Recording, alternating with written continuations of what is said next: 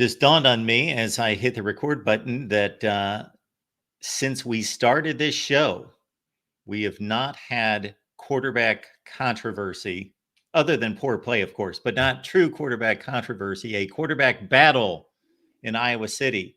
We may have just that. Appreciate you being here. As always, Tuesday is the day with Corey Braddock from the Hawkeye of the Storm. And we talk Iowa football with all of you. We appreciate your comments, questions. Also, Super Chat is available if you would like to contribute to what we do here at the Voice of College Football. Corey, how you doing today? I'm great, Mark. I haven't posted anything other than interviews since Saturday. So right after this show is done, I'll be posting like a 10-minute takeaway. But obviously, we're going to talk about takeaways here as well. And then tomorrow, I wanted a couple of days to kind of digest what we saw. And hey, lots of video content still. I mean, we got to talk to so many people. Always love Media Day and Kids Day. So that was great. We'll be continuing to siphon out that stuff to my followers. But it's been a good few days. You learn a lot. And at the same time, I think some of that has to be taken with a grain of salt. Some people pushing the panic button because the offense didn't look good Saturday. Listen, I even said in my recording that will be posted later today, stop me if you've heard this before. Iowa's offense looked ugly. I mean, so yeah, I'll let you take it from here and ask me whatever questions you want to ask. Well, let's put that into context. Of course, the Iowa offense has been ugly for quite some time. However, in this situation, they're also playing one of the best defenses in the country. So that's number part one. of the equation. Point number one has to be taken. That's to me, that's where you lead. Yeah. Listen, it's hard to really rate either side because they're going up against one another and you don't have a sample size. You don't have anything to compare it to. But my surmising from Saturday as it relates to the defense, Mark, is that this defense is going to be one of Phil Parker's best. And this is incredible. That guy's doing right now. This is year after year now. Like, he's no longer having down years. Now they're going to be losing guys next year. So if he sticks around, Kirk sticks around, Phil sticks around, and this is his defense next year, there's going to be some rebuilding. But at the same time, Phil has shown that he's okay with going to get. He's good at going to find transfer portal guys. Now, Nick Jackson wasn't some diamond in the rough. He was an all-ACC linebacker at Virginia. But it helps to attract guys like that when you have the reputation of Royals Award winner Phil Parker. So I mean, we don't know. Proof will be in the pudding. We can't really judge any unit, until we see him in September and beyond. But I think this defense, based on what we saw Saturday, is going to be fabulous. And they were also missing Xavier Wampa. If people are, I don't do a lot of this, but if people were VIP members on my board, you learn that he tweaked his hamstring a few days prior to Kids Day, so it wasn't surprising to me that he was out. And we had a couple other guys. TJ Hall went down midway through the Kids Day open practice. Based on what I've heard, he's kind of been the best cornerback opposite Jamari Harris. It's been a battle between him, Nestor, and Deshaun Lee. I feel for TJ. I hope he's back now because you miss a day or two in that tight battle and it could set you back. I just think this defense has an opportunity to be phenomenal. I didn't see any weaknesses Saturday. Now, again, caveat being they went up against the Iowa offense. I feel better about the defensive line than I did heading into the weekend. And I didn't see anything Saturday that makes me more concerned about that spot opposite Jamari. So, yeah, nothing but good from the defense. I didn't see anything that concerned me up front or on the back end of that defense. So, Corey, let's hold off for just a couple minutes while people are still filing in to save the quarterback conversation to move it around to anything else that stood out to you in regards to position battles, who looked good, the wide receiver position in particular. I know that they didn't get a whole lot of targets and opportunities downfield, but what stood out to you aside from us assessing the quarterback competition? I said in my video, and again, I hope everybody will go over there and watch that segment, regardless of what I repeat here. But I think the running backs looked decisive. I thought Jazz Patterson ran with aggression. Here's a guy who's off the depth chart as of pre-fall camp. Here's a guy who's fallen behind a second-year player in Kamari Moulton. And you almost think, okay, is he going to check out? He looked aggressive. Now, maybe that's just natural for that guy. But, boy, he runs hard. Looks for contact. I think he and Kamari Moulton, LaShawn Williams was out Saturday, so that's noteworthy. Your top running back, who's a Doak Walker Award watch list candidate, he is he was not on there on the field Saturday. So that's notable. But I still thought the running game looked pretty good. I thought the offensive line held up pretty good. Again, I don't know that the Iowa's defensive line and specifically edge rushers is where this defense is going to excel. But we've seen this Iowa offensive line look bad against almost everybody. And against a really good Iowa defense, I thought it held up pretty well. I didn't think that was the issue with the quarterbacks. I just didn't. And I didn't track yards per carry, all that stuff. But it seemed like Tim Lester did a good job getting the ball to his backs in good spots. And it looks like Liddell Betts has done a nice job breeding healthy competition. Again, when you have a number 4 guy running as hard as Jazz Patterson did, that's a good sign. And I thought the wide receivers dropped a few passes. That's par for the course, but sample size is just too small. I mean, I know you said you want to wait on quarterback, but like, there's just too small of it's one day. First of all, it's one day. And one thing that I brought up to my listeners is people, like, they hear Kirk, the first question out of the gates post practice. I'm the one who asked the question. I said, Kirk, is this consistent with what you've seen through a week and a half? And he said, yeah, probably. But then he followed that up by saying, it's just been really inconsistent. So some people hear that and they're like, oh my God, every day's been like this. What are we going to do? It's like, listen to what he said. He said, yeah, it's been real inconsistent. I don't think that means, yeah, like I'm rating this a 64 out of 100 and every day's been 64. It means it's been pretty erratic. And I think if you really pinned Kirk down, I'm not there every day in practice, but I'm guessing that if you pinned Kirk down, he would have probably said Saturday was below the average. But from his perspective, we're not where we need to be. So this is where we've been, right? Like, we're still not where we need to be. We weren't where we need to be a week ago, 3 days ago. Now, the hope is that you get there, but I don't know that I read too far into. And that was the intention of my question was this better or worse than what we've seen? And I'm trying to kind of give the offense the benefit of the doubt with Kirk's answer. And now, as far as position, like quarterback battle between Cade and Sullivan, I think there's absolutely a battle there, and I don't think. Like, regardless of how many snaps Cade's getting with the ones and Sullivan's getting with the twos, I reported 2 or 3 days prior to the practice that a source close to the program had told me that, hey, Cade's still getting almost all the snaps with the ones, but this battle's close. And what we saw Saturday is exactly on par with the comments from that source just days prior. So I think that aspect of things is probably consistent, that personnel-wise at the quarterback position, things are closer than some people want to think. And I don't quite understand why Kirk does this thing where you give your number 1 guy almost all the snaps. If you have a close battle, why are you not sharing like equal snaps against equal competition? I don't get that. I never will.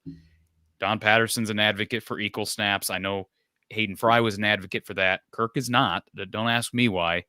But I just think it's too small to push the panic button. And it's still early. Like, we still have 2 weeks left to camp. And then you have a whole week of game prep. And I also think this is going to be a year where this offense, specifically the pass offense, that the pass offense, if it's going to be good, it's not going to be good in September. This is the first year under Tim. Cade McNamara is coming off a very serious injury. Brendan Sullivan's brand new to the system. Jacob Gill is brand new to the system. Caleb Brown's a second year into the system and is going to be suspended week 1. I think it's going to take time even during the season for this pass offense. If it's going to get to average to good, it's not going to happen in September. I think the hope has to be, okay, how far can we get prior to August 31st? And then, even though they may not admit this, can you win the first 4 games without a very good pass offense? Can you do it with exceptional defense and a solid run game? And history tells me, Mark, that they can. History tells me if you go back to 2020 and watch that season play out, now granted the schedule was easy when you compare it to some other teams, the Big Ten in general was down that year. I mean, it just was down. Some of them, Penn State was down. Michigan State was way down. Iowa didn't even get a chance to play Michigan because they opted out because of COVID.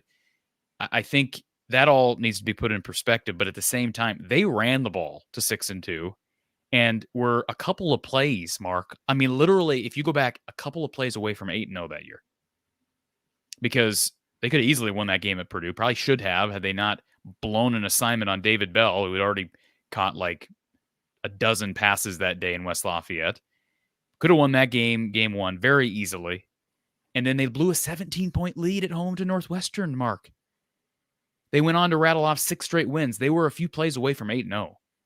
And Mark, was that pass offense good? Heck no, it wasn't good. That was a that was Petrus's first year.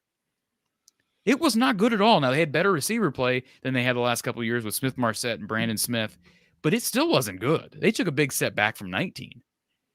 They ran the ball well with Mekhi Sargent primarily and Tyler Goodson.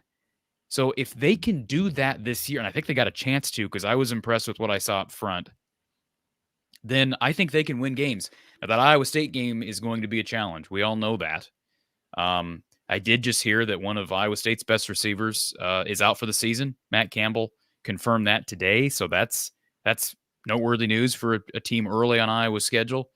But I think the hope has to be that once you hit October, November, that the pass offense can evolve to a point where, okay, you're average to good.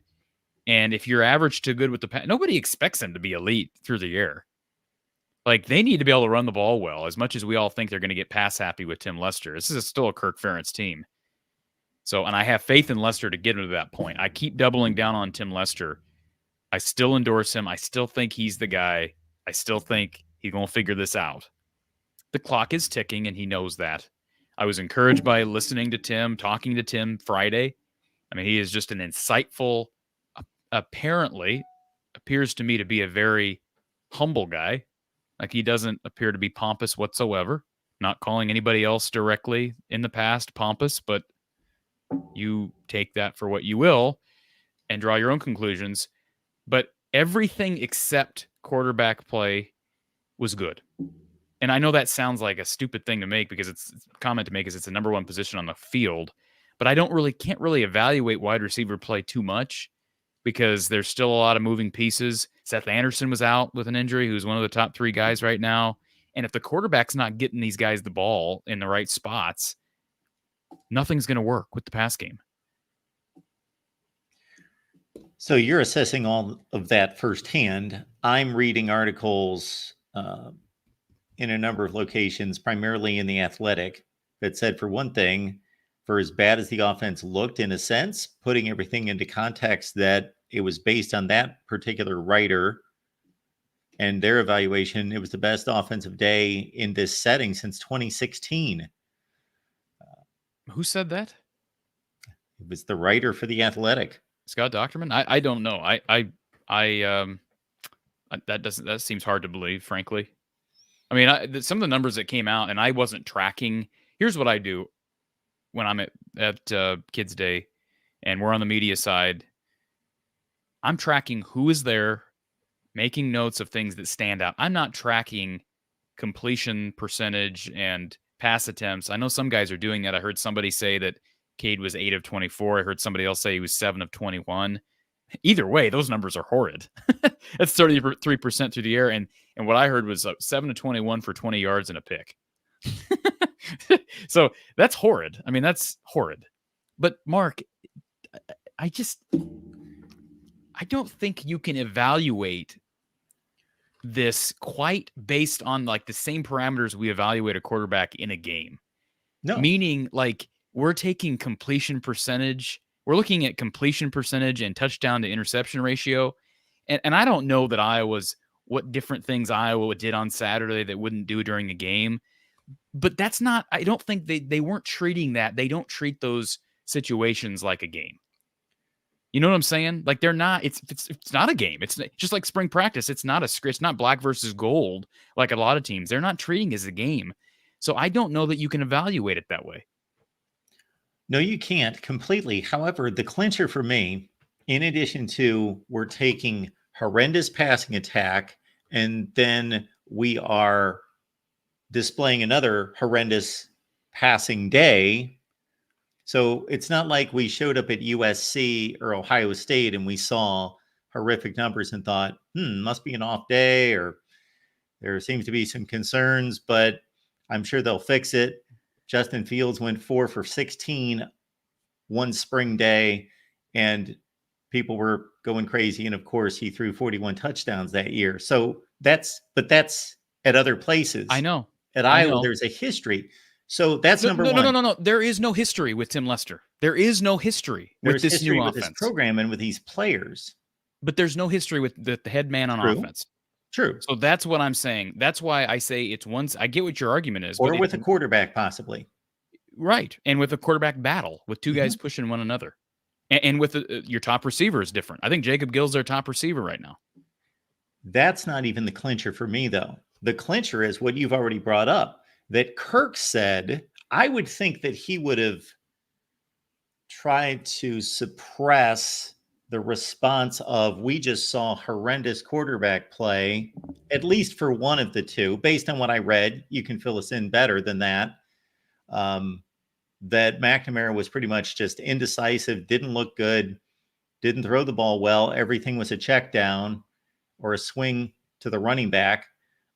Didn't complete anything downfield. Obviously, 8 completions for 20 yards is nothing downfield. Brendan Sullivan didn't exactly light it up, but 10 completions, 76 yards more downfield shots, and looked more confident and decisive. But when Kirk doesn't try to suppress that by saying, hey, this was one rep, this is one look at the passing game, we were making strides, we were making progress. But when he actually does say that this is pretty consistent with what we've seen for the last 2 weeks. You heard what I said, though, right?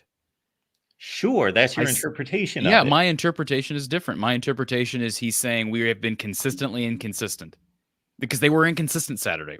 That's not good. That's not what you want to see. We're a week into camp. We were a little over a week into camp. I know. I'm not firing off alarms, but I'm saying, look at what we're working with originally. And Kirk's not, he's basically stating that, this is what he is seeing every day in camp. Well, I mean, that doesn't surprise me. I guess if you're surprised by it or alarmed by it, that's you. But I'm not alarmed by anything here because... not surprised or alarmed. I'm just thinking that if they are going to make significant progress in the passing game, they're not showing that right now. They need to make significant progress in the passing game. No, they don't need to be a Tom Brady-led Patriots offense, but they need to hit 60% of the passes, throw 15 or 16 touchdowns. Yeah, and listen, by September, they may be to that point, but they don't need to be to that point on August 10th. Okay? That's what I'm saying. They don't need to be at that point at August 10th. And here's the other thing about this. What Kirk said about being consistently inconsistent, so that's what he said. That is what he said, literally verbatim. He said, yeah, pretty consistent. We've been really inconsistent. So if they have been consistently inconsistent, then that probably means they have flashed. I mean, Mark, what, a week ago, I came on here and told you from the same source, by the way. It was the same source that told me that this quarterback battle had been really close, which is consistent with what we saw. Same source told me that Jacob Gill caught 3 touchdown passes the Saturday previous. So I do believe that what Kirk said about this offense being, both units being really inconsistent thus far, also can leave some wiggle room in there that, hey, perhaps there have been some big flashes in there. Like, for instance, let me just give you an example here, Mark. And I'm not saying this is happening. This is a outlandish type of comparison, but you've had how many days of fall camp? Like 8. What if every other day, like one day they'd been exceptional and then the next day they'd been really bad? If they happened to land on Saturday where they were really bad, Kirk's going to say, yeah, this is about what we've seen. But the day prior, they might have been exceptional. So I don't think we can just judge based on one day, one session in a non-game format very early in fall camp. That's all I am one that usually sides with your conservative approach to this evaluation. I'm in that camp 90% of the time in stating, let's not blow things out of proportion. This is just one out of fill in the blank. During spring, it's 15 sessions. It's just the one that people get to see. However, I'm just putting that together with what Kirk said and with what the offense has been, especially the passing offense. Yeah, and What seems like forever. I agree that I'm giving the offense more of the benefit of the doubt than I have in the past because of who the head man is. Because I have more confidence in Tim Lester, exponentially more confidence than I've ever had in Brian or Kirk to fix the offense. And I have voiced concern about wide receiver coaching. I had a good conversation with John Budmeyer Friday, and I'll publish that probably tomorrow. That remains a concern. I had a good conversation with him. I don't have nothing against John, but he's got a lot to prove too. So, we'll see. I don't think, like what you told me a little bit ago, I'd never heard those stats. The stats that you read off to me that you found with Sullivan, that's the first time I've heard any stats from Brendan Sullivan. And I'm guessing probably Iowa's charting those things during practice. I'm sure they are. But at the same time, that's the first time I've heard those stats, and I really don't care because I don't think like the 7-21, 8-24 is all over social media. That's the only reason I know about them. I didn't think Sullivan and Cade looked all that different.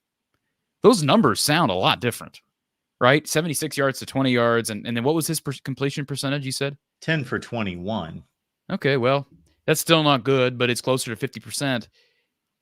I didn't know. Yeah, I mean, obviously there was a difference, but when I was watching them, I'm like, okay, drop ball, overthrown, off balance, close coverage. Like, it's just a lot of, I would say 2/3 of those were really good, well defended, and some of that falls on the quarterback play, some of that falls on wide receiver separation, some of it was just bad.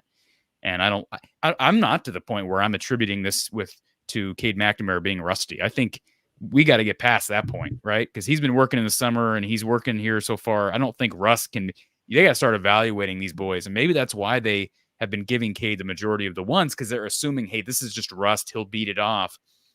I do think we're getting to the point now as we hit about the midway point of fall camp where you got to start looking at this and saying, okay, we have to give these guys equal snaps against equal competition and play the best guy. We're running out of time for Cade to beat off the rust. Now, I will say this, if there's anything to be said that's positive about Cade McNamara's play, is he did look mobile. He looked a lot more mobile than I expected. And he had a brace on. It was not as bulky, inhibiting as I kind of expected it would be. He ran for some yards Saturday. That's positive. And that's been one of the big things I thought Brendan Sullivan would have the clear upper hand. Now, Brendan Sullivan's still more mobile and is faster than Cade. But I saw Cade look comfortable running the football. So that's a good thing. If you haven't been able to tell in reading between the lines this entire offseason, I'm kind of a Sullivan guy. I know you are. I've been pushing for Sullivan. I know you are. And I think, hey, you know what? If we want to look at guys who are on this, like Luke Lachey is probably a Cade McNamara guy because he's, he was really hot early in September last year with Cade. But Jacob Gill is probably the top receiver on the roster right now. Maybe it's Caleb Brown, but Caleb Brown ain't going to be available August 31st. I think, without question, Jacob Gill would say his good friend and roommate, Brendan Sullivan, is his guy. Now, that's not going to be what Kirk uses to make a decision on this, but I'm in agreement with you. I think Sullivan, there was no discrepancy to me. If anything, Sullivan was better Saturday. The only problem is we didn't get to see him with as many plays against the ones. But if anything, he was better with the snaps he was given Saturday. Frankly, I didn't think Marco Lainez looked bad. I thought I don't know what his stats were, but he obviously can run the ball. I thought he made a couple of nice throws. It's more than you can say for like a Cade. I didn't see, the 20 yards on how many completions? 7 completions? 8 completions? What is that? That's 4 yards of completion?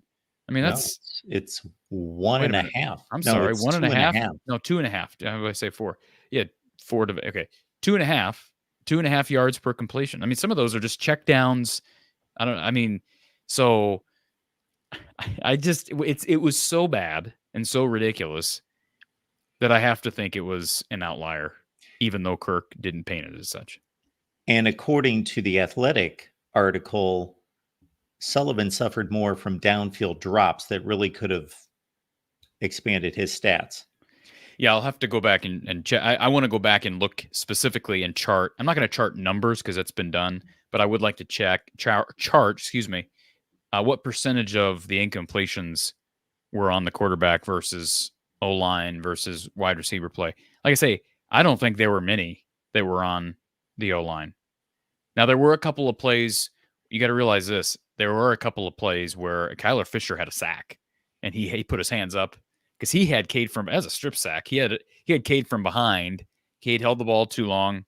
Pocket eventually collapsed, but I didn't think it was poor protection. He just held the ball too long, and he threw the ball. That would have been a strip sack, most likely in a game. So that's got to be accounted for as well. One other note in all of this, and I don't know if you were present for this Kirk comment. I don't know if all the things that I read were from the session that you had or if there was any other opportunity to talk to Kirk, but I thought that this was possibly telling. I don't try to read into things, but possibly that Kirk, in evaluating Cade, said, basically, this leads me to believe that they have not seen the player that they expected to see, that they have not seen the 2021 Michigan quarterback, because Kirk said something to the effect that the guy that we've seen on tape, we're trying to pull that out of him. We know that it's possible. We know that it's there because he's done it, but we are trying to extract that out of him. I didn't hear that comment. Maybe I just missed that, overlooked it. But yeah, I mean, I if that's the case and that continues, 100% Brendan Sullivan should be the starter. He's proven to be better on the ground. He's been consistent, which Kirk Ferentz wants consistency. What Cade's doing, when compare it to, like you said, 2021, which is the tape we really have. That's the last time we have meaningful tape of Cade McNamara. He's been the opposite of consistent. And he's also got chemistry again with the top wideout. So from that perspective, yeah, the Sullivan, you and I both made the comment. What was it, in June? I think when we talked to Levi Stevenson of SB Nation, we both said, hey, we both think that Sullivan's got a chance at winning this job. And a lot of people kind of laughed at that, scoffed at it. Cade's Kirk's guy. And I'm like, well, I mean, he's coming off 2 serious knee injuries, and he didn't look great when he played last year. Now, he was dinged up, but he did not look great when he played last year. And Sullivan looked solid. That's a Northwestern offense that was not very good, but when he was given an opportunity, he put the ball on the money. He's got a nice tight throw, tight spiral. He can move. He's faster than he looks. He hasn't been injury prone. My guess is week 1, we're going to see both guys. That's my guess. Even though I don't think Kirk likes that. He even made the comment at Big Ten Media Days that, this is Big Ten Media Days before camp started. He thought we get, with Brendan's skill set, he said, I think we'll have an opportunity to give him a package. And I asked Kirk about that as well on Friday, about the package. And he said that was not necessarily a Tim Lester idea or Tim Lester's influence, but Kirk stated, he said that I just believe that to be good football. Now, that surprised me when he said that to some extent, because it sounds good, but it's not consistent with what he's done at the quarterback position in the past. He typically plays one guy. And even in 2014, when they had 3 good quarterbacks in Cody Sokol, CJ Beathard, and Jake Rudock, they played one guy almost the entire season, except when Jake went down, I think briefly against Pittsburgh. They put CJ in, and at the end of the season in the bowl game against LSU. So the fact that he said that about Sullivan pre-season, pre-camp, and then based on what I've heard, what we saw Saturday, Mark, I think we're going to see both guys against Illinois State, and that's how it should be.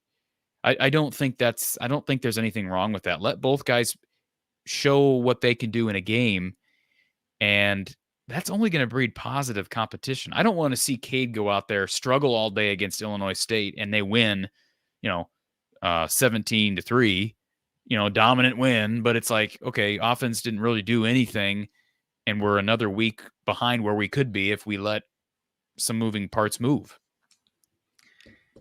And the comment I made about being a Sullivan guy, I don't want that to be misinterpreted. And the way I just stated it, it would be, and I would understand people thinking, okay, I'm just on the Sullivan bandwagon, regardless of what Cade does, or that I've got something against Cade McNamara.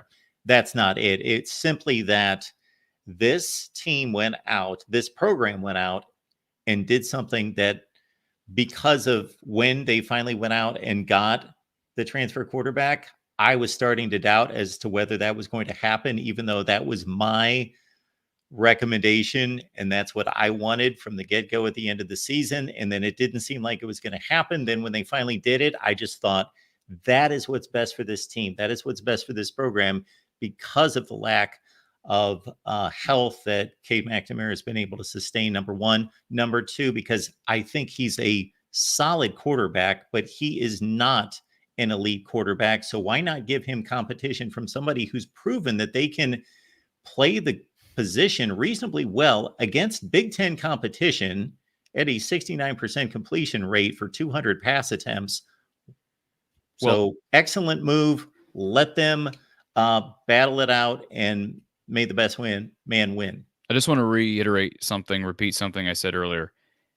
The offense, and I'm not making excuses, I'm just stating a fact. The offense was without their best running back in LaShawn Williams, their best tight end in Luke Lachey, and you could argue one of their top 3 receivers in Seth Anderson, a guy who was a starter last year. So that should be noted, not excusing it, but that does make a difference. So Cade obviously has good chemistry with the first 2 guys, and I could argue Seth Anderson because, hey, first play from scrimmage last year for the Iowa offense was a go route touchdown to Seth Anderson against Utah State. So, I mean, we'll see. I hope we have an open competition. The way Tim Lester talks, I like how he goes about, like, his thought process. He's a former head coach. I asked him a number of questions. If people missed the interview with Tim, definitely go on my channel. I posted it a couple of days ago. I asked him about the receivers at Western Michigan, specifically Sky Moore, Dwayne Eskridge, the other kid whose name I always forget, that went to Michigan State and then got drafted. Jaden Reed. Always forget that kid's name. Sorry, Jaden. And Tim talked about how, Packers drafted Jaden Reed when Tim was with Green Bay. So there was a unique opportunity for Tim to kind of get reacquainted with a young guy that he coached as a true freshman and put up huge numbers with the Broncos, the Western Michigan Broncos. And I asked him, I said, what's the common denominator? Because what I look at, and I told him, is I see 3 guys who were under-recruited, undersized, and they all end up second-round draft picks. And I appreciated Tim's response. I thought it was a humble response. He said, well, I first of all, I think those guys are just really hungry. Like they just had hungry guys. And he said, I also think the system really helped them. And I think, like what he said, that's like, if there was a lie detector test for Tim Lester at that question, I think he nailed it. I don't think there's any indications of being disingenuous. And that should be encouraging because he's bringing some of that system to Iowa, which tells us that, hey, as long as we got hungry guys, we can get them in position to succeed. He did acknowledge that, hey, you got to recruit these guys and find them. We did a nice job of that. And I asked him the question. I said, Tim, it seemed to me when I went back and researched this that you had different receiver coaches almost every year. And he kind of laughed and said, yeah. But he said, we taught things the same, regardless of who was the position coach. So what does that tell you, Mark, when you hear that? That is what I thought you were leading to, because that is, yes, he is being very humble with that statement, because when he says a system, the first thing you think of is just we call the right plays. But no, within that system is teaching the position. And if he's able to, of course, the wide receiver coach had a huge hand in that, but when it's a different guy year after year after year, he's obviously a wide receiver guy that can certainly teach the position and knows how to call the plays to accentuate their skills. So you see why, like, when I when I come on the heels, when I go and we talk to Tim, and the evidence is there. This is not just like Brian Ferentz blowing blue smoke.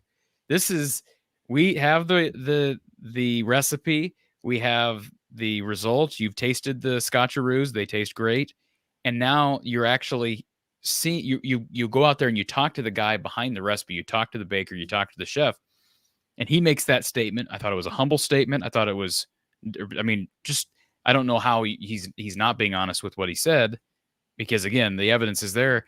What I saw Saturday didn't line up with that. So that's why I look at this and I'm thinking they've got better players. And I know Western Michigan's also going up against a MAC defense week in and week out. But these guys, again, the guy, and that's the other thing, when he credits the system, that does not account for how these guys are so well liked by the NFL. Like, you can say the system helped them get to 2,000 career receiving yards. But, Mark, that does not account for why the Seahawks, the Packers, and the Chiefs all drafted these kids in the second round. Something else is happening. So that's why I'm urging people to calm down. Okay. Calm down and let's just wait this out. All right. If the offense is horrid August 31st, then I'll be concerned. If it's average or even slightly below average on August 31st, but they're winning games behind a solid run game, I'm going to be patient, and I encourage everybody else to be patient and wait to see how this offense progresses as we enter Big Ten play. The first 4 games in the schedule, Mark, are Illinois State at home, Iowa State at home, Troy at home, Minnesota on the road. They ought to be 4-0. Regardless. I'm sorry. Did I have that wrong? I think I have that wrong because they get Minnesota at home, don't they? Let me pull this up. I think I repeated that wrong on my segment earlier. Let's see. I think I got that turned around. No, I don't have that turned around. They have Minnesota on the road. Why did I think they were at home? Didn't Daniel House tell us that they were going to Kinnick? Of course they aren't going to Kinnick. Where was the Cooper DeJean play? That was in Kinnick, I know, but I thought that he said something about walking into a hornet's nest. I know he made that comment. Anyways, it doesn't matter. They play Minnesota. Those are your first 4 teams. And then they get a week off, Mark. They get a week off. So can you get to 4-0 and then get to a bye week and really clean things up and then get to Ohio State October 5th? Do I sound like a homer yet? Do I sound like a bye week before Ohio State? They do. Upset bid. Seriously. Well, Iowa doesn't normally do very well coming out of a bye week. It doesn't seem like they do. That doesn't make a whole lot of sense. They should. Well, I'm just telling you. It doesn't feel like they do. They came out of a bye week 2 years, 2021. Remember they lose to Purdue at home after being undefeated? They lose to Purdue. What do? Go to bye week. And then they go to Madison and put up what they did in Madison against Wisconsin. Horrific. So that's that's anecdotal, but there's other games that I can bring up. So I guess I'm saying the schedule, we've talked about the schedule up and down, but the makeup of the schedule, when these games are played, I think it bows in Iowa's favor. Well, Corey, we could be mean and say that those bye weeks in the past just gave Brian Ferentz more time to coach and tinker with the offense a little bit. Well, if he did, then that's even more of a sign of incompetence, I guess. Folks, we appreciate you being here at the Voice of College Football. We always have a huge Tuesday. So every Monday through Friday begins with my show on the main channel. It's at 10 Eastern. Really good show because we've got really good guests and your calls. But that's every Monday through Friday. We're going to carry that through the entire season, leading through the national championship game. Okay, Tuesday, this show, of course, which if you prefer the audio, you can catch that on from the Hawkeye of the Storm, Corey's platform, and all the other audio uploads from Corey on from the Hawkeye of the Storm on your favorite audio platform. Our Tuesday lineup also includes Nebraska live at 7 Eastern, Michigan live at 8 Eastern. So Iowa fans, check out your Big Ten rivals there, in particular the Huskers, of course. Go over there and trash talk Justin Adams and the Huskers. This leads me into another topic here because the AP poll was released on Monday, the coaches poll a week earlier. We saw Iowa 25. I think there were 25 in the other poll as well. Okay. I posted a video. Actually, I have a video posting in like 10 or 15 minutes, running through the inadequacy of the AP poll through the years and how poor it's been, and the coaches poll as well, which basically it's a group think session, because there is no way that if you took each individual that votes in these polls and if you negated all social media contact and anybody else's opinion and just had them study the teams from the end of 2023 and the transfer portal additions, subtractions, the recruiting, everything that goes into it, that their opinions would be that close on every team as they are. It's groupthink, basically. It's been determined by College Football Nation. These teams are the elite, then they're the next one on down the line, because these polls are within a spot, or most of the spots are exactly the same. So let me get to this. So what I find intriguing is that 20 of the last 21 seasons, a top 10 team preseason has finished out of the rankings completely. So it's pretty much a guarantee that there's going to be a top 10 team that's not even going to be ranked at the end of this season. Likewise, there has always been an unranked team that finished inside the top 10. What that caused me to do today was go through the entire top 10 and figure out worst case scenarios, because I'm trying to figure out which team's going to, whether it's Penn State, Notre Dame, fill in the blank, who's not going to finish in the top 10. So taking that exercise to Iowa, we have talked many times during the offseason, best case scenario, 11-1, most likely best case scenario. What do you think is the worst, reasonably the worst case scenario for Iowa this year? I have a hard time seeing anything less than 8-4. I guess worst case, I think that's probably like, I suppose I'll say 7-5. I mean, Vegas total was 7.5. How can I say the worst case is 8-4? I know. So I would probably say 7.5, but I would almost lean towards 8-4. I don't know how Vegas, and maybe we'll be proven wrong, but misses it with this team and virtually nobody else. So worst case scenario, of course, they lose to Iowa State.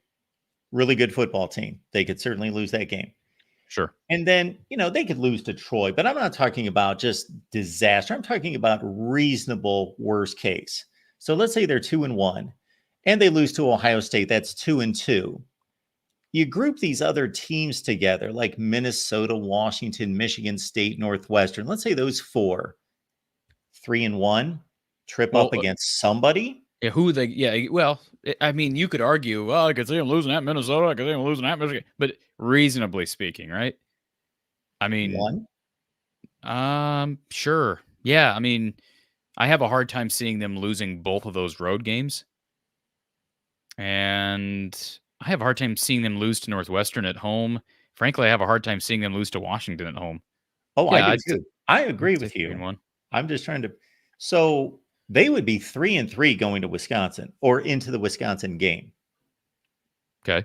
And of course, Wisconsin's capable of winning. So they could be 3. They could be 3-4.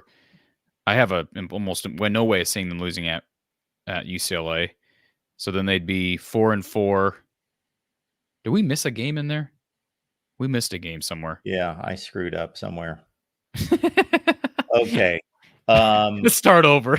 2-1 starting Big Ten play. Yes. Okay. And I was skipping ahead to give the loss to Ohio State, 2-2, and then grouping all these other teams together, Minnesota, Washington, Michigan State. So they'd be 4-3 before Wisconsin. 5-3 before Wisconsin. Lose to Wisconsin, 5-4 at UCLA, 6-4 at Maryland. I suppose you could see a loss, but I don't.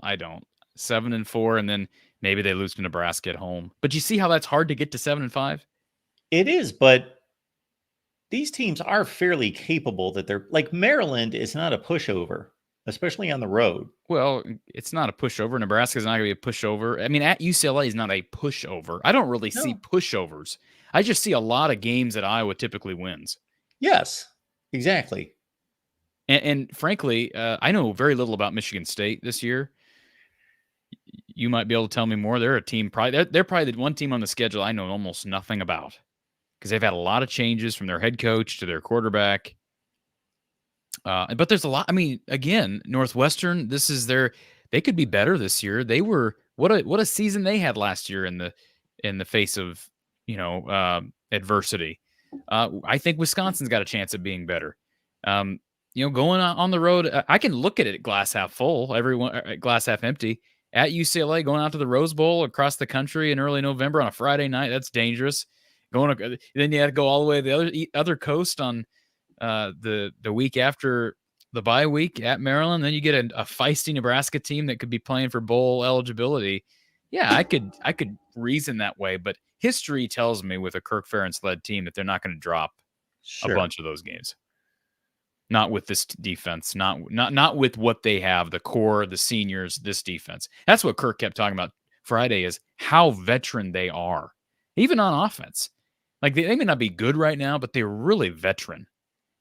And that, most teams are like, well, not all experience is good experience. And that's true to a point. But I think with Iowa, veteran leadership is as important as at any school in the country. There is not one team in the Big Ten on their schedule that cannot beat them. Now, again, I'm not expecting that to happen, but they're not playing anybody completely inept. But Mark, okay, is Wisconsin, is there anybody on their schedule that can't beat them? I think that's sort of a ridiculous statement to make because the only teams that you can say that there's basically teams that can't beat them would be the elite of the elite. And that's probably Ohio State, maybe Michigan and Penn State. Sure. It's a good league. It's a really good league. Like USC, we went through their schedule the other night and they play a bunch of teams for like 8 straight weeks that they're better than all of them, but not by that much. A lot of Rutgers, Nebraska, where they could lose any of those games. I'd love to. Wouldn't you love to see Rutgers just thrash USC? That'd be great. I'd love to see that, by the way. What's favorable here is also that some of these games that could swing, I wouldn't think that they would lose at Washington or lose at Nebraska, but still, if they were flipped, if these games were juxtaposed, I think that would work against them. I think it's good to have Wisconsin at home, Washington at home, Nebraska at home. Well, it'd be almost impossible to see Michigan State or UCLA winning in Kinnick. Yeah. So I could argue that too, Mark. Or Maryland winning in Kinnick. Like, I think. But I was going to go there and take care of business. Probably. But if you flipped all those games, I think there'd be several games on the schedule all of a sudden where you're like, oh, yeah, Iowa's winning that game. They're not. I get what you're saying, but I think that's why I say, like, the way the schedule's made up this year, there's a lot more. Yeah, there's less 90-10, 85-15 games, but a lot more 60-40, 65-35 games. Does that make sense? Sure. But I still think Iowa's, the 65, the 60 in almost every one of those games, road and home. What I'm saying is that there are a number of teams like Nebraska, Wisconsin, and I mentioned somebody else, I guess Washington, where I think Iowa is a 70% winner, but if they were playing on the road, it would be more in that 55-60% range that makes it a bit dicey. I think this offense is going to be okay. I think it's going to be okay. Can I just sum this show up by saying that, Mark? I think we're going to be okay. All right. And I say we, talking for the fan base. Okay. I don't play for Iowa. I think the offense is going to be okay. Mark, this defense, let's go back to that real quick. This defense is really loaded. They're loaded.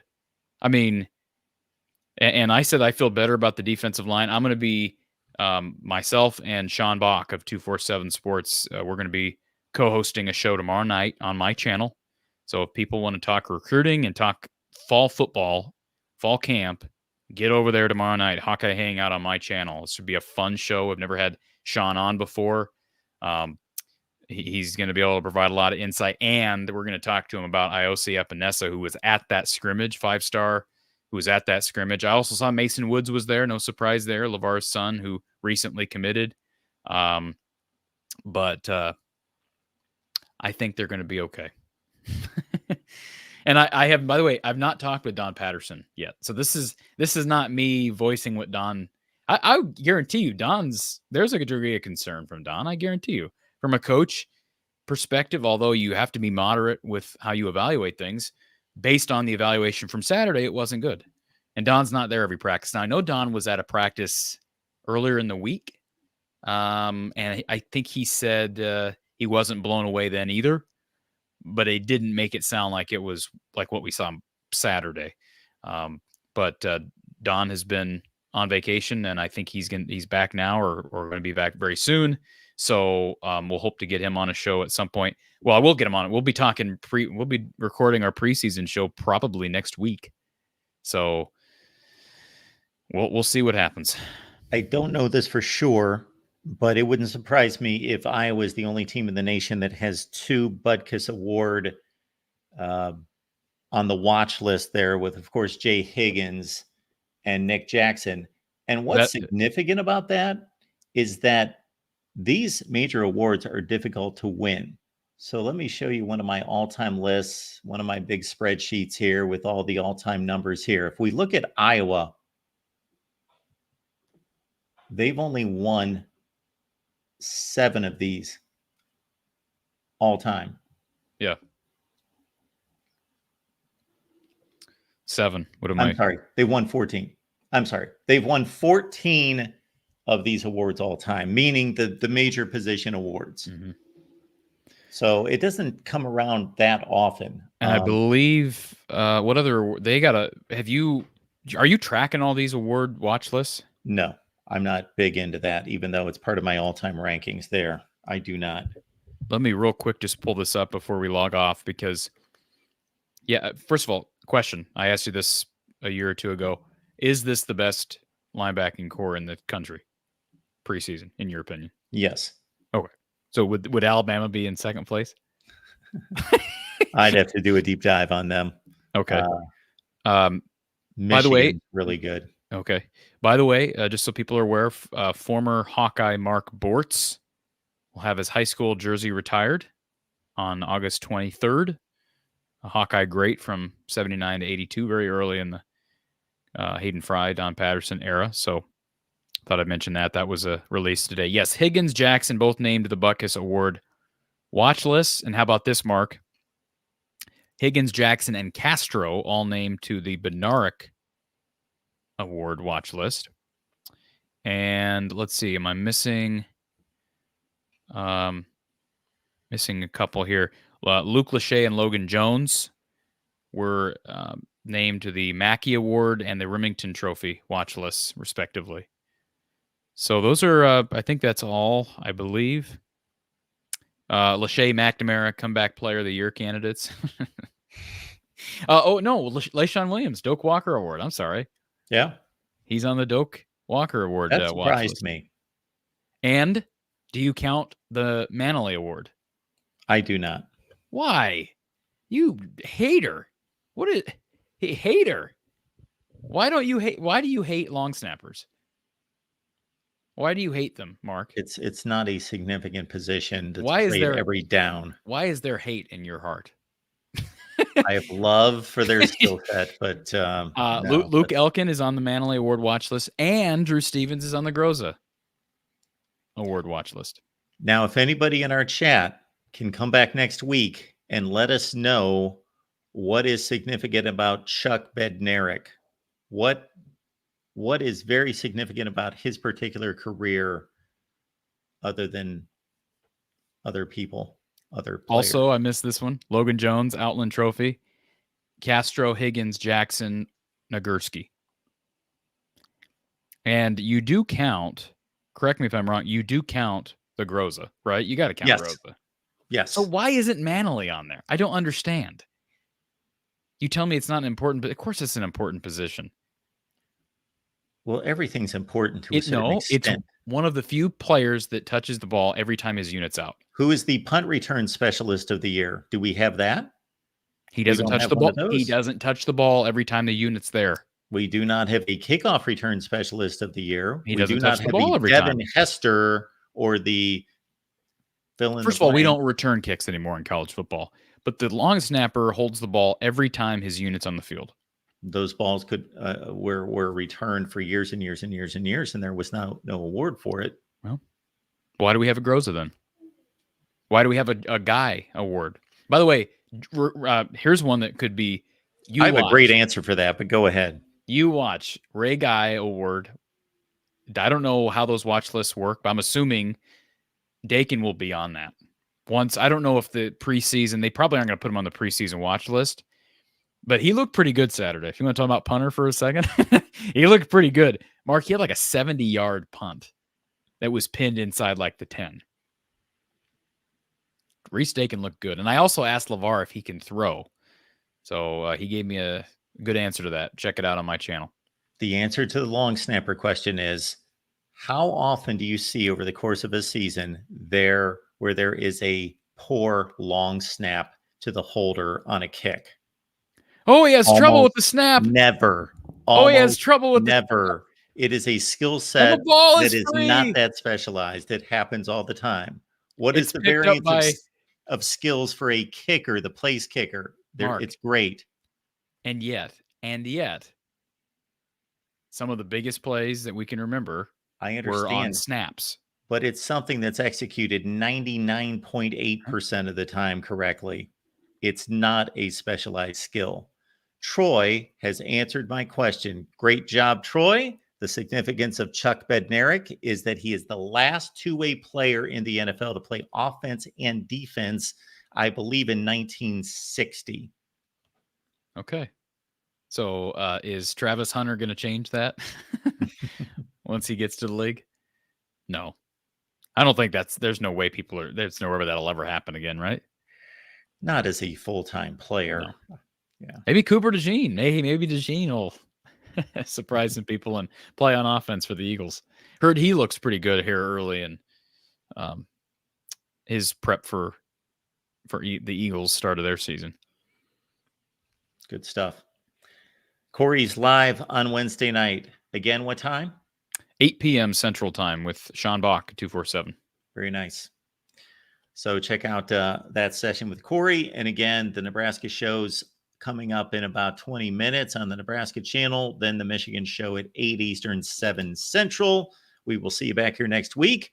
Bring a friend or two or 50 with you to talk Hawkeyes football.